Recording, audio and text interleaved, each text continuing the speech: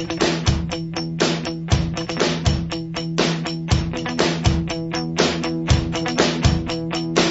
100.9 WXIR, this is Evidence of Design, and I'm your host, Jason Taylor.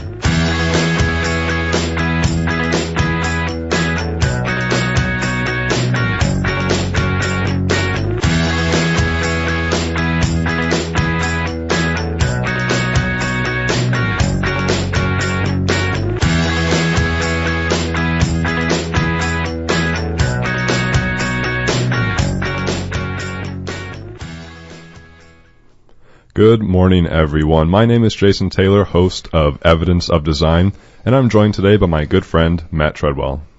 Good morning. This is our 5th episode of Evidence of Design, and we come to you live on air from WXIR Studios on Saturdays from 11 a.m. to 12 p.m.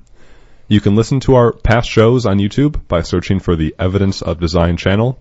Also, you can email us throughout the show today at evidenceofdesign101@gmail.com. On today's show, we're talking about Cambridge Analytica. 3 weeks ago today, on March 17th, the New York Times published a blockbuster story titled, "How Trump Consultants Exploited the Facebook Data of Millions." In the article, a company by the name of Cambridge Analytica is alleged to have illicitly accessed the Facebook accounts of 50 million people. It's worth noting that that number has increased over time. As this story has come to fruition, 37 million people were suspected of having their data compromised, but just this Wednesday, on April 4th, Facebook revealed that a suspected number of 87 million people had their data compromised. The data obtained from those accounts was then used to create advertisements by Cambridge Analytica to support Republican candidates, notably Donald Trump during the 2016 presidential election.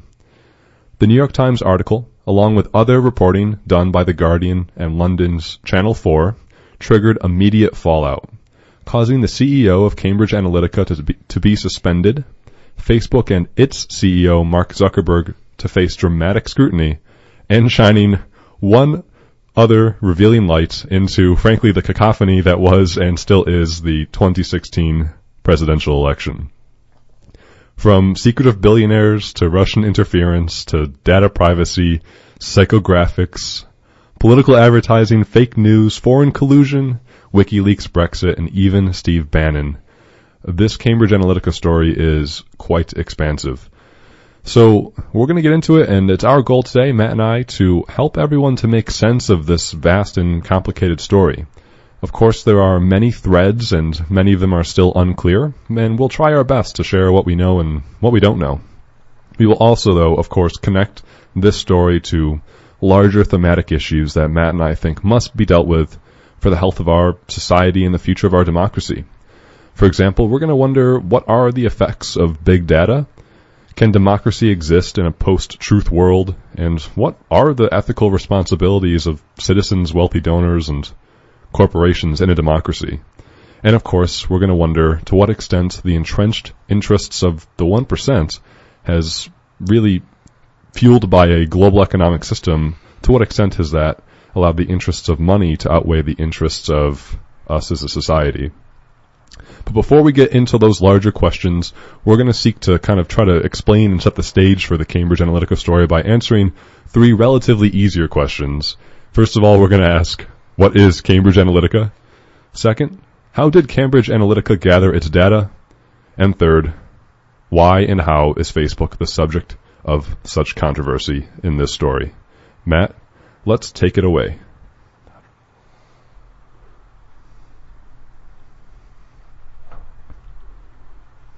All right, so the first question here we're going to get to is, what is Cambridge Analytica?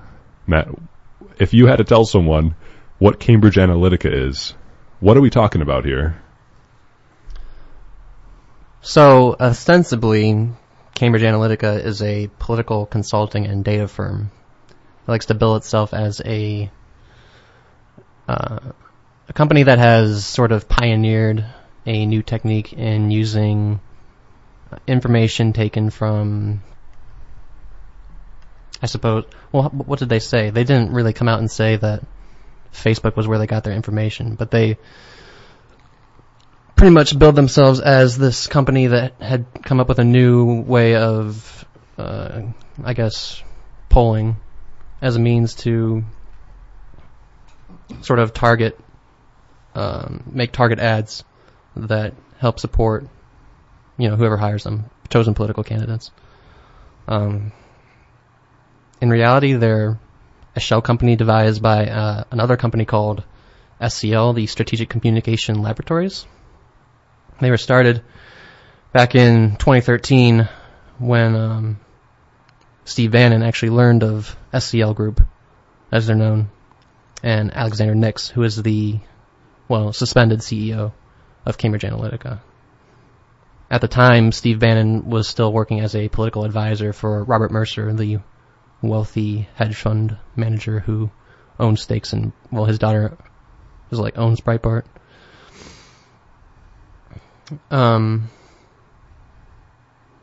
Yeah, so we're going to mention a lot of different names in this episode, and again, this is such a confusing story and where to draw the threads. So let's define a few of those names there. Steve Bannon, of course, you've mentioned on the show before. He used to be the senior political advisor to Donald Trump. He helped out with Trump's campaign towards the end of it, and he has since been sort of suspended, and he's out of the White House, mainly because of the Fire and Fury book. He left before that. Yeah, he was left before that, but then the Fire and Fury book kind of really severed ties between Bannon and also the Mercers. And the Mercers... Trump and the Mercers. Right, Trump and the Mercers. Right. And most listeners, you probably haven't heard about the Mercers before. Robert and Rebecca Mercer. Rebecca is the daughter of Robert Mercer. Robert Mercer is a very wealthy, conservative donor. Super wealthy. Ridiculously wealthy. Wealthier than Donald Trump. Yes. Yes. Right. You might have heard of the Koch brothers, Robert and Charles Koch, who sort of own a lot of different oil companies, and they spend a lot of money to fund conservative interests, mainly libertarian interests. Well, Robert and Rebecca Mercer are very similar to that, except that they are even more or less known. They operate a lot more in the shadows. Well, they've only sort of come to light after this recent election. Yeah, really, they've come to public consciousness, especially since 2016. But they've been operating for quite a while. Robert made a lot of his money through sort of like he started, I think, with IBM, but he's been making a lot of his fortune now through like hedge funds and financialization. And interestingly enough, he has like his career has sort of ties to this whole story. Like he did some work or some early pioneering work with data mining or something, I think. Yep, absolutely. Yeah, maybe at IBM. Yeah. So here's the idea. Cambridge Analytica, here's this company that we've just really learned about with this New York Times report, but has been in operation since 2013. So Cambridge Analytica is this company. It was founded in 2013 by Robert Mercer and Steve Bannon. And as Matt mentioned, Cambridge Analytica is essentially a shell company, meaning it's like the way that companies... A facade. It's a facade, yeah. Shell companies are essentially a convoluted way for companies to hide where they use their money. So, for example, a lot of the buildings in New York City and Manhattan, they are owned by shell companies because you have wealthy foreign investors, especially from Russia, who dump money into real estate in New York because the market is so liquid, and then they do that through shell companies, so they're hiding all of their transactions. And essentially it's a way for, my interpretation of it, it's a way for really wealthy people to not be held accountable. But, yes. That's kind of, that's my perspective. Anyway, so Cambridge Analytica is a shell company for Strategic Communication Laboratories, or SCL, and that is based in London, England. And SCL has been around at least since the late 90s, early 2000s, I believe. And for all intents and purposes, just consider them one and the same. Cambridge Analytica, SCL Group, it's all the same. Yeah, yep. And then Cambridge Analytica, again, was founded with money by the Robert Mercer and Steve Bannon in 2013. And here's a short portfolio of where Cambridge Analytica has spent and used its money for political consulting and data advertising.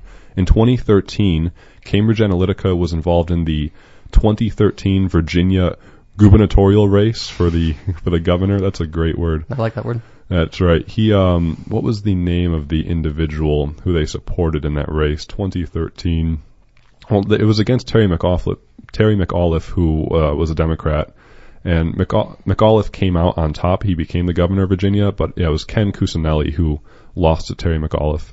So right in 2013, when Cambridge Analytica has started, they're using data and political advertising to try to swing elections to favor conservative candidates.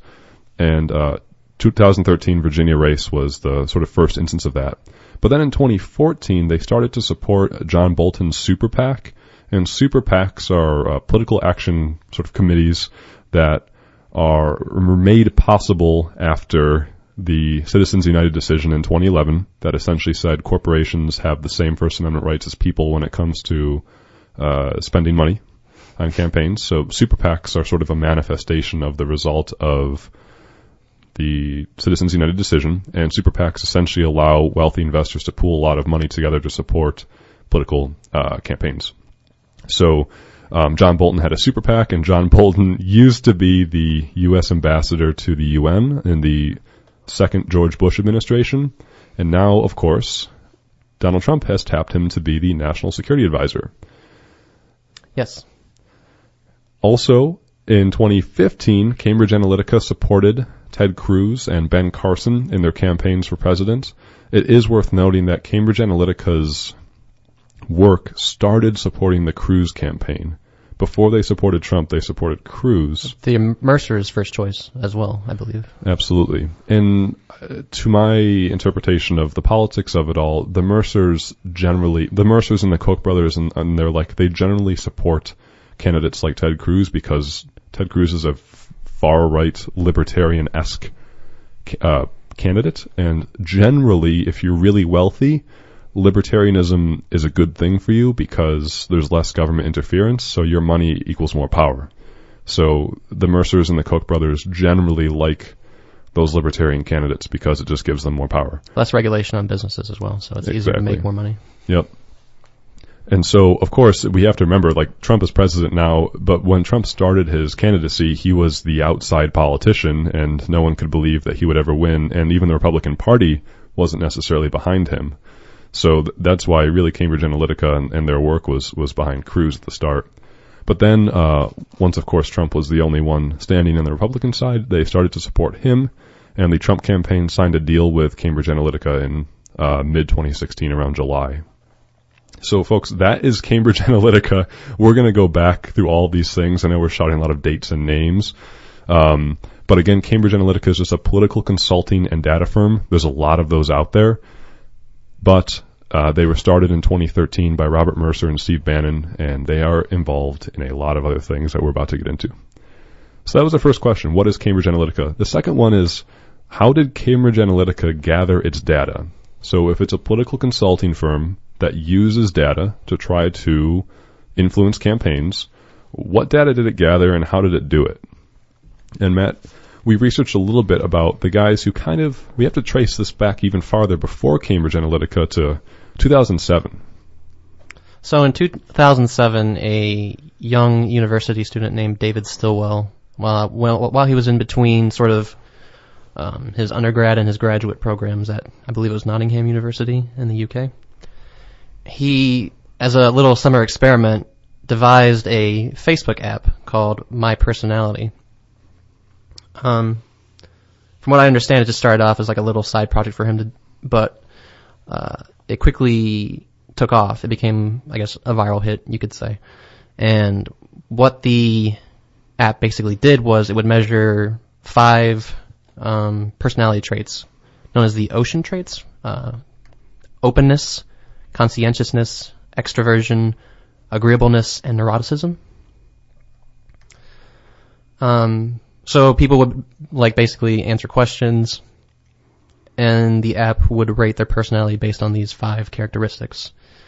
At the end of the quiz, because the app was run through Facebook, the app would then ask users if it could have their consent to access their accounts, basically harvest their data from their profiles.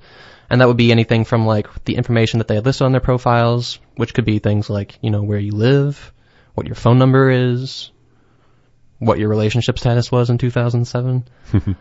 But primarily, and interestingly enough, they were actually after what people liked, what your interests were, what you enjoy.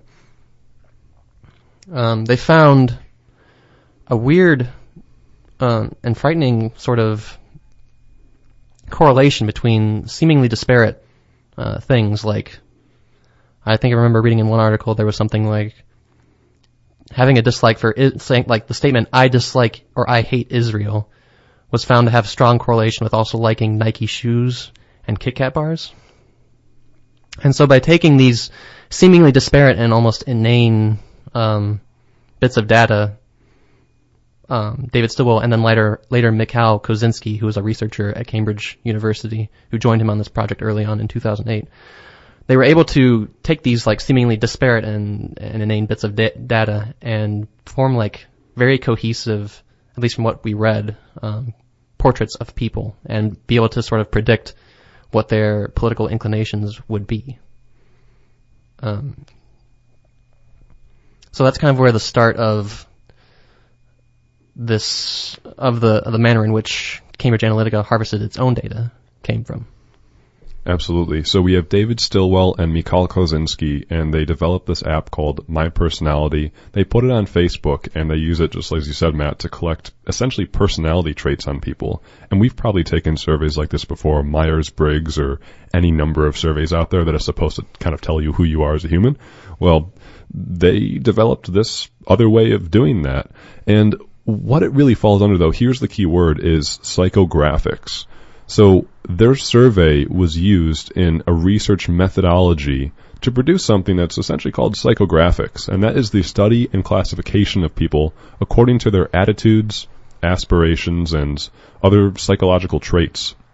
And psychographics has been used now in market research to try to target advertising to get people to buy stuff and now we've seen to vote a particular way. And this is a big deal, because for the vast history of, I guess, market research and advertising, which I am not an expert on, I think, though, that most of the time people were using demographics.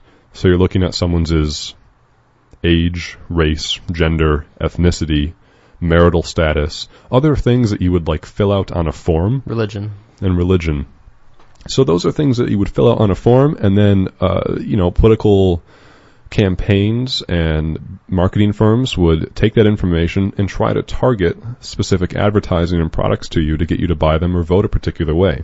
So they could say, well, women between the age of 34 and 45 tend to think and act this particular way, so let's create advertisements in this particular way to get them to act in this particular way. Of course, that's a generalization, so it's kind of like using a hammer for maybe a scalpel's job. Absolutely. So the hammer will get the job done, but not as precise as another tool could be. And that tool then is psychographics. And the idea behind psychographics is, yes, demographics helps, and it's useful, and we should know about it, but human beings have a lot more hidden data inside of them, in our brains and cognition. How can we capitalize on those invisible traits to really make effective targeting and essentially manipulation, whether or not you think that's a good or bad thing? How can we really manipulate the way people think to get them to do the things we want? And so Kozinski and Stilwell, the two who developed the My Personality apps, they have come out with a number of different academic papers on their research. To my knowledge, they're kind of the pioneers in this field, and they claim, even with papers as recent in 2015, that the algorithms that they're creating on people's personality traits are more effective at getting to understand how someone thinks about the world than even you yourself can understand how you think about that world.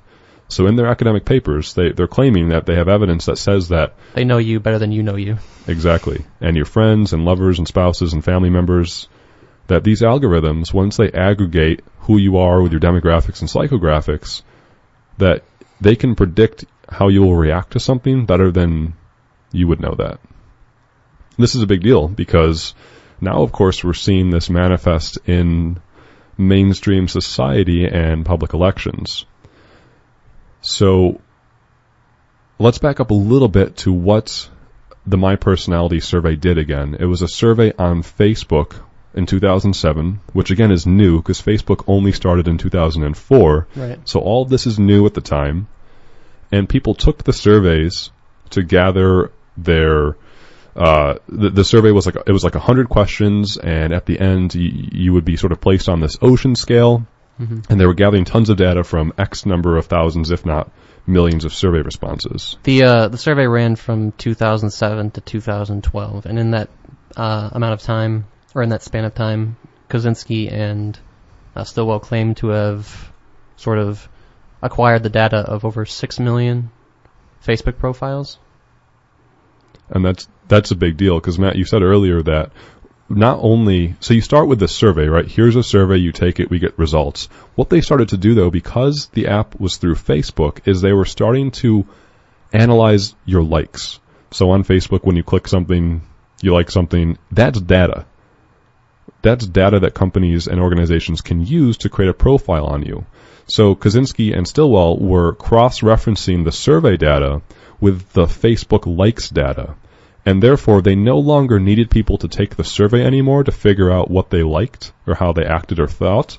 Because eventually, when you have a high enough pool of data, in theory, you have a statistical population where you can create valid generalizations off of in order to create sort of these algorithms and psychological profiles about people's interests. So that's how you get to a point where it's like, how do I like Kit Kat bars? And how does that say something about my stance on the Israel-Palestine conflict? Right. I just want to correct myself, actually. Stillwell and Kosinski claim that 6 to 7 million people took the quiz, and about 40% of those people consented to letting them access their Facebook account. So it's somewhere around 2 to 3 million people, 2 to 3 million profiles that they claim to have on record. Mm-hmm.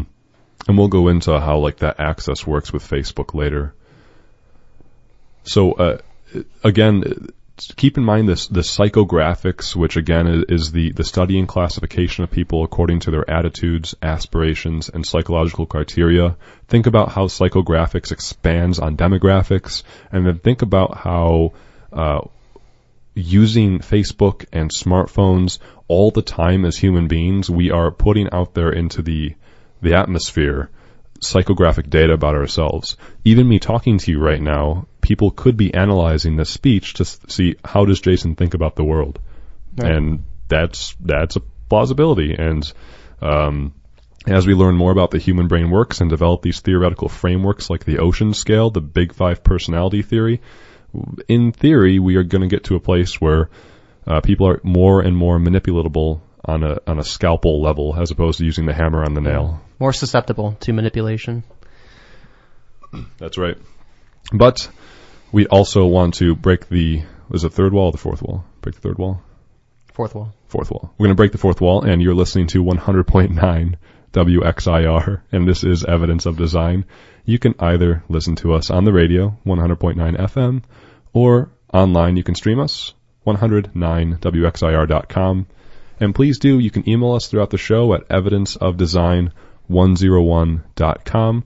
And we are talking today about Cambridge Analytica, which was a political consulting and data firm started in 2013 by wealthy Republican investor Robert Mercer and Steve Bannon, who he has so many titles now. He's like the cockroach of the, every 3 months there's a new story about Steve Bannon that comes out. He's the Palpatine of America. That's right. Star Wars reference. So Cambridge Analytica started in 2013 and political consulting and data to try to influence people to vote for Republican candidates. And we're just talking now about how Cambridge Analytica gathered its data. Now, everything we just talked about, Matt, with the whole David Stillwell, Michael Kosinski, the My Personality app, the psychographics, all of that, we didn't even mention Cambridge Analytica at all. Right. So now we have to bring in Cambridge Analytica.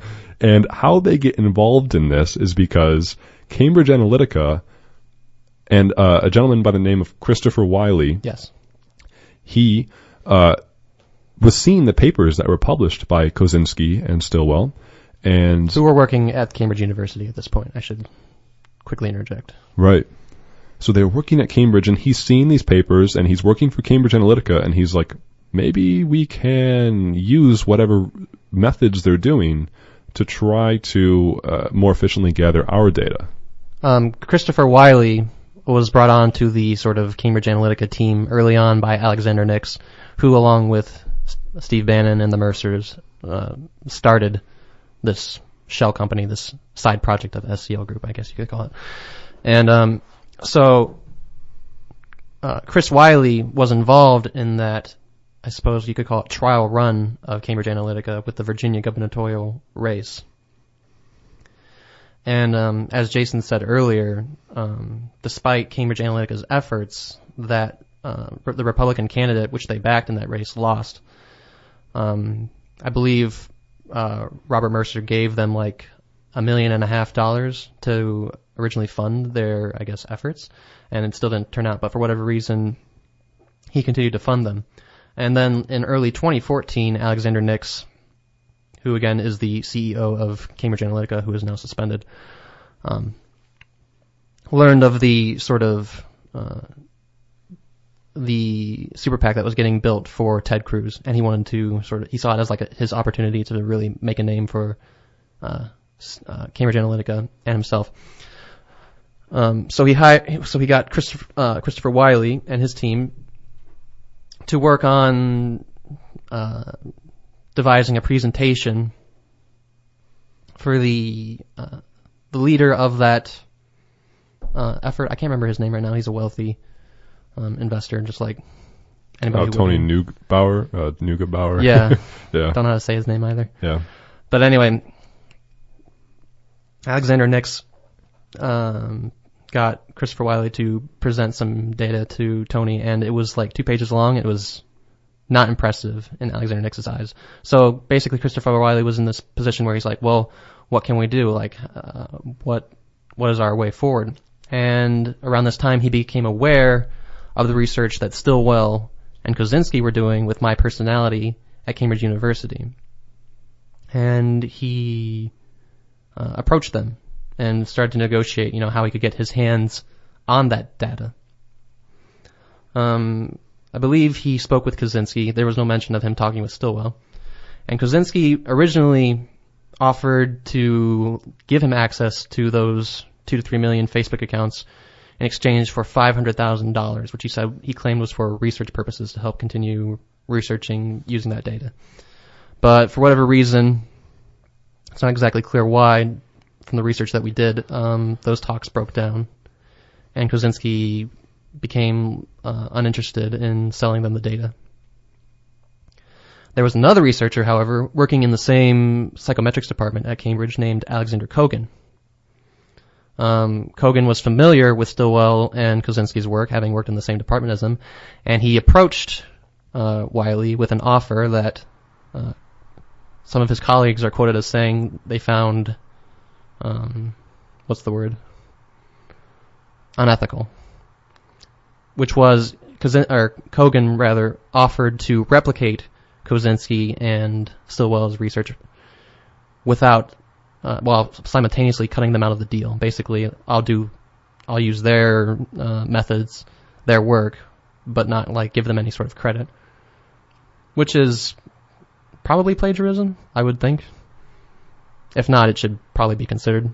So, regardless, Kogan developed a app that functioned, as far as I can tell, almost identically to the My Personality app. He named it "This Is My Digital Life," and he uploaded it to Facebook. This was in 2014. Yeah. And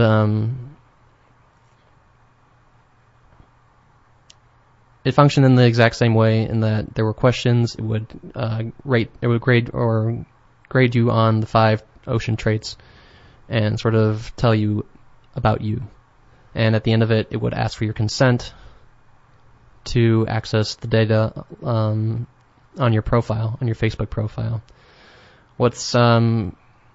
And sort of the crux of this whole matter is basically that because of Facebook's architecture at the time, people who consented to let This Is My Digital Life access their Facebook profiles also consented, without their knowledge, the app to also access the data of their friends on Facebook. So people who didn't even take the quiz could potentially have their data mined, harvested, stolen, however you want to put it, by this app. That's a really important point. This is like the heart of the issue, in my opinion. Or at least one. At least for the Facebook controversy. At least as far as Facebook is concerned, this is like why anyone should be concerned about it. And interestingly enough, this has always been the case, at least up until Facebook fixed this back in 2015, 2016. Yeah, 2014 or 15, they changed their API structure. So the original My Personality app could have done exactly the same thing. I don't know. I wasn't able to find any research that sort of suggested that they had done so. It's entirely possible that they got that data and deleted it. It's entirely possible that they retained it somehow. Cambridge Analytica, for its own part, claims to have deleted the data that they got from Alexander Kogan after they found out its origin. However, I believe there was a New York Times article that said they have the Times itself has seen the data, and even if Cambridge Analytica has deleted it, it's still out there. Yeah, that's the latest reporting now. Is the data is still out there? Yeah. And Matt, that's an important point, and we hope that going through all this, no one's heads are spinning now. Because, well, I mean, your head should be spinning because it's confusing, but we're trying to show just how complicated and interconnected all these pieces are. One thing, though, Matt, about Alexander Kogan, the guy, the researcher at Cambridge, who developed the This Is My Digital Life app, instead of immediately uploading that app to Facebook, to be honest, I'm not sure exactly how this works, but what we do know is that the people who took the This Is My Digital Life app, Alexander Kogan put that app on what's called Amazon's Mechanical Turk. If you've never heard of that, you can Google Amazon's Mechanical Turk, and you can essentially sign up for that, and you can do like these small manual tasks that we haven't developed AI, artificial intelligence. We haven't developed AI yet that can do those small mechanical tasks. So Amazon's Mechanical Turk is like this place where anyone in the world can sign up for it, and you can do these small tasks and get paid like a tiny nominal amount of money. It's very boring, monotonous, computer-based work, like looking up people's email addresses and filling out information on websites. Right.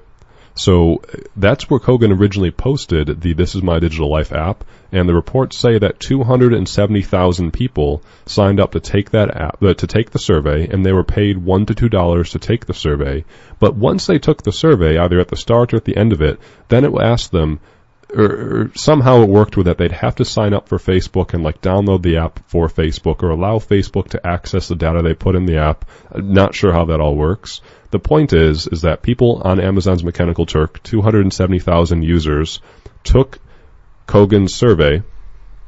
Kogan said that the survey was for research, and then Kogan took the results from that survey, the data, and then I don't know if he sold it or gave it to Cambridge Analytica. And here's the important point. 270,000 people consented to have their information taken from that survey that they took.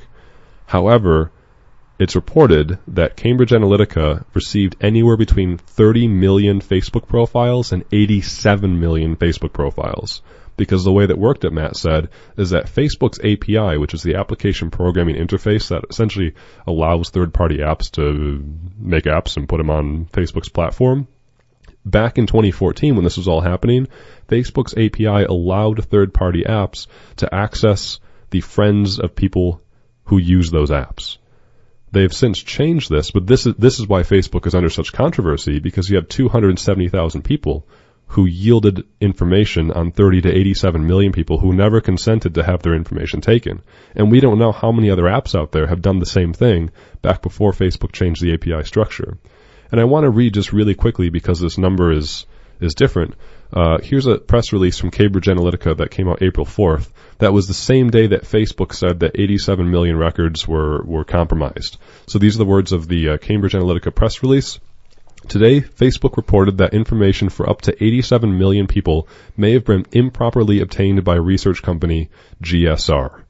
I'm going to end quote real quick there. because we didn't mention that GSR is Global Science Research. That was the firm set up by Alexander Kogan, through which he put the This Is My Digital Life app on Amazon's Mechanical Turk, and that was the... Basically another shell company. I don't know what to categorize it as, but GSR was... It's not a company. It's not real. It's just how Alexander Kogan basically sort of legitimized what he did, but not really. Yeah, so it's called Global Science Research, and that was the vehicle through which they put the app on and then transfer the data to Cambridge Analytica. So it's important to know, because here's the quote again from the Cambridge Analytica press release.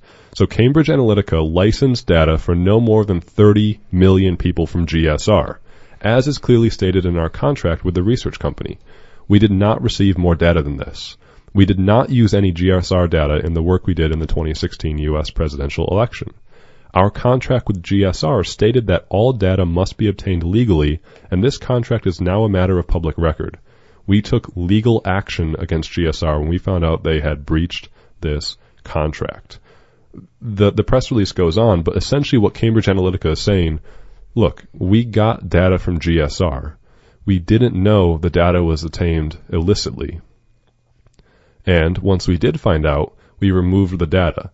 But here's the conflict. So Cambridge Analytica is saying that they didn't know that the data from GSR was obtained illicitly, but Facebook is saying what Alexander Kogan did, the guy who's behind GSR.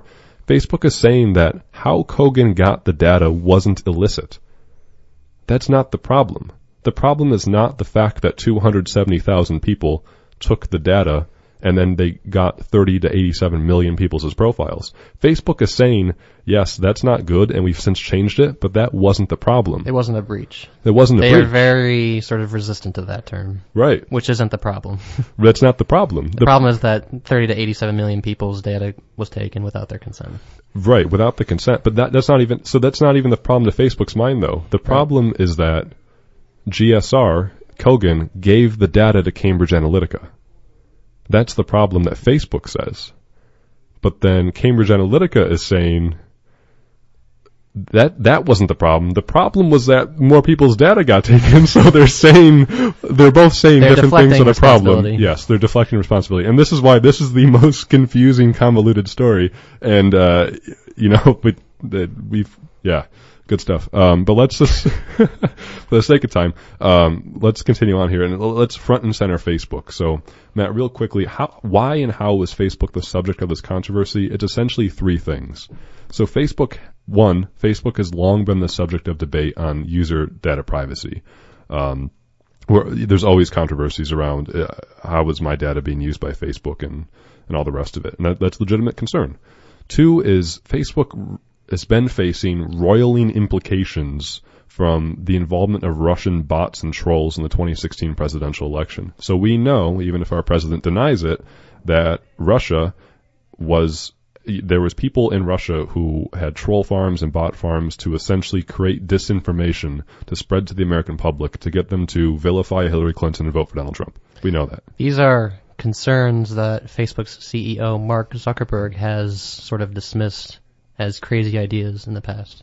Yeah, when this all came out in 2016, he said that there was a crazy idea that would happen, and he's since sort of walked back and he said, yeah, Facebook has got some splaining to do. And we as a society, frankly, it's not just Facebook's fault, folks. We're all involved. If you got a Facebook account, you're involved in this. So we all got splaining to do. And the third thing, why is Facebook the subject of controversy, is that Facebook knew what happened with GSR, with Michael Kogan, and with Cambridge Analytica, and arguably they didn't act as strictly as they should have. They sent Cambridge Analytica a strongly worded letter, I assume, asking them to basically delete the data.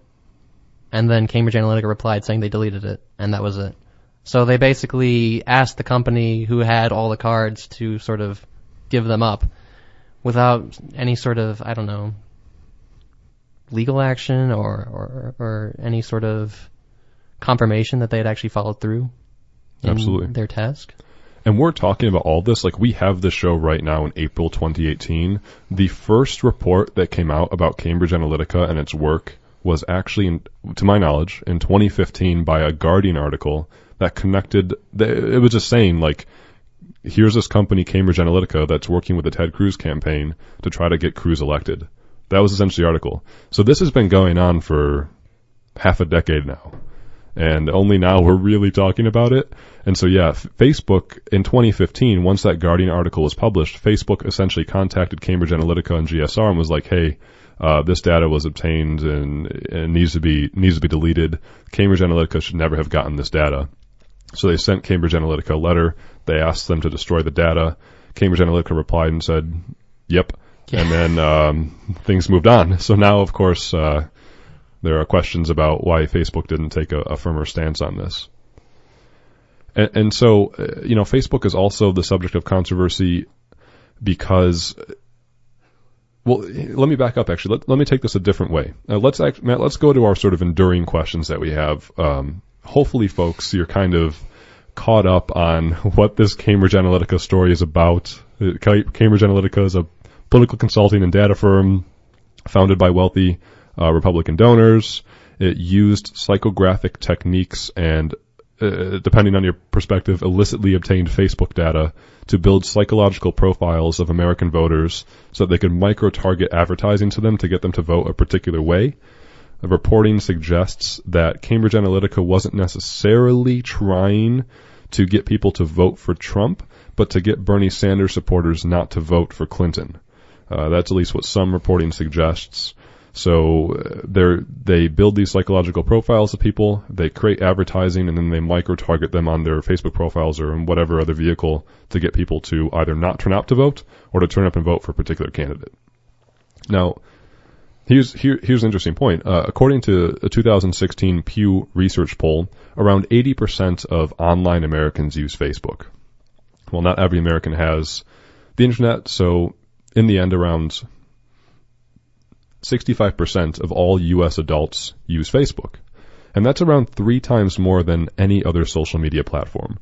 So 65% of U.S. adults use Facebook. It's ubiquitous. There's 2.2 billion people in this world on Facebook, and there's 7 billion people in this planet. I'm not sure that's the largest organizational involvement of anything besides like major religion, maybe. I'm guessing. It's a lot of people. It's a lot of people who are using Facebook. So Facebook says 87 million people had data compromised. Most of that data was Americans, but there were people from other countries who were compromised as well. So let's do some math. 65% of U.S. adults use Facebook. There's 330 million people in the U.S. 65% of 330 million, and of course, not everyone's an adult. Adults, yeah. Right, exactly. So keep subtracting the math. 87 million is a sizable proportion of Facebook using adults in the U.S. I don't know how many that is, maybe half, I don't know. I would guess somewhere around like 200 million. Right. Total U.S. adults. Yeah. So in theory, just by Cambridge Analytica in this one story, Facebook is saying a lot of people got their data compromised. But here's the key point. In this 2016 Pew Research poll, it says that most Americans get their news from social media nowadays. If you are the everyday average Joe American or whatever you want to be, and like us, we're part of that category. The American people, we got to go back to our first episode, who are the American people. If most Americans get their news from social media, then this is a really important story. This is really important, and it goes back to almost what we talked about in our 4th episode, Matt, about how people's dispositions and attitudes are sort of constructed and manipulated and influenced in the public consciousness. This is really important because we've seen the effects that the Russian disinformation campaign has had on Western democracies throughout the world. And now this is a sort of a scalpel look at a London-based company who might have been engaging in very similar activities. And so the question for me is, what do we do as a society? Like, how can we actually be on the same page? How can we agree on the same set of facts as citizens in this democracy when there are ways that large companies, wealthy donors, even foreign governments can now get so involved into the public consciousness, the lifeblood of America, that I'm not sure that we're actually dealing with any policy issues or even the same set of facts anymore. It's almost just like hopes and fears and emotion, which brings us into a clip from Channel 4.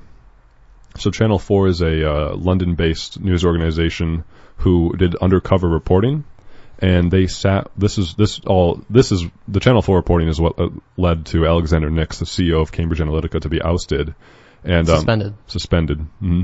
And let's listen to maybe 2 clips of the Channel 4. We'll start with one on like fears, hopes, and emotions. This will be a little hard to hear, I think, but let's give it a try.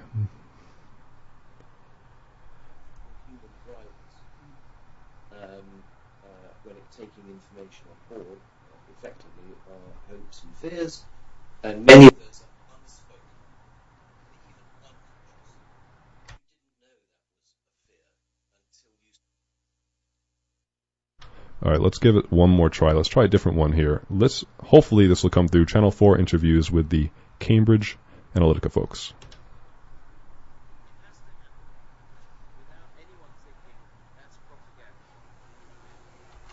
The moment you think that's propaganda, the next question is, who's put that out? Yes. So we have to be very... All right, sorry about that, folks. We can't get those clips through, but what you can do, good news, is you can Google Channel 4 and you can watch all the videos online for yourself. There are interviews with Mark Turnbull, sort of an executive at Cambridge Analytica, and also Alexander Nix, the former CEO. And, I can't quote them because I don't remember the words exactly, but they say some very interesting stuff like, our work can't be tied. People can't think that our work is propaganda. People can't come to question where the information is coming from. The most important work for us is to make it so that people don't question their information. That is horrifying to me. Like that, the fact that this English consulting firm is marketing themselves as a global manager of market research, and they're saying, yeah, we just got to get people to not question where they're getting information from. And I get it because it makes them a lot of money. But as a citizen, I'm really scared because what I want to constantly do, and what I hope you're doing, is wondering the things that Matt and I are saying. And most of the research that Matt and I did for this show has come from like 20 different news articles. So, if New York Times and Guardian and Washington Post, and maybe you think those are fake news, but I disagree with you, and but you're wrong. Yeah, I don't know, but I hope that we're always have a critical literacy stance in a democracy, and I hope we're always questioning the information that we're getting. And so the fact that Cambridge Analytica undercover is saying like, well, no, the whole point is that people don't come to question the stuff that they're getting. I mean, that is that's a little worrisome to me. So what do we do then? What do we do in a democracy when we eventually get to a point where we don't know who's funding the sources of information coming at us? Are you worried about this issue too, Matt? Extremely. In what way? Why? Well, I think one of the takeaways for this whole issue for me is that there's no real way to know how effective Cambridge Analytica's efforts were. Maybe they made a significant impact on the outcome of the election, maybe they didn't. But just knowing that there are like people out there who are so desperately trying to control you through methods that may appear almost invisible to you before they're revealed in stories like this, it's disconcerting. It feels like an actual dystopia in some ways, this particular instance anyway. And outside the show, you have shown me like this new software that allows people to say anything, and the software will replicate the sound of a famous person's voice, say former President Barack Obama, saying those exact same words. And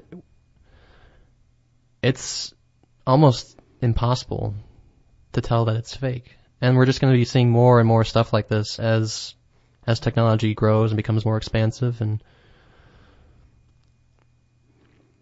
we'll have to find new ways to fight against sort of misinformation and fake news. And I think that the way to do that is to read a lot. Read a lot about the stuff that happens, because even when Jason and I were doing the research for the show, we found inconsistencies in stories that written by articles that, from like their own perspective, were basically, you know, all very liberal news sources. The New York Times, The Guardian, Washington Post, all of them had like I think the same ideological bent, and yet there were parts in the stories that didn't add up, that didn't make sense. And so it's important to look for that. I think that's one way to build critical literacy, media literacy. Absolutely.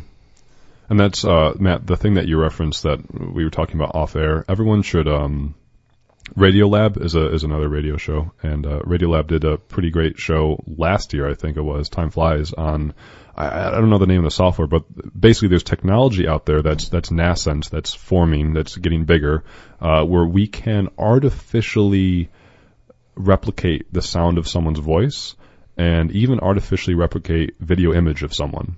So Radiolab, working with various software companies, did this video of Barack Obama saying something he never said.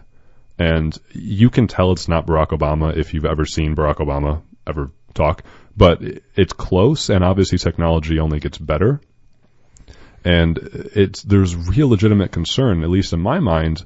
What do we do as a society when we can literally put up an image, a replicable image of Donald Trump or whomever on screen and have them talk or whatnot, and believe that it's really them? But it doesn't have to be an image, right? The image is harder. The image is easier as a consumer of information to see behind and call it out to be fake. But can you tell someone's voice?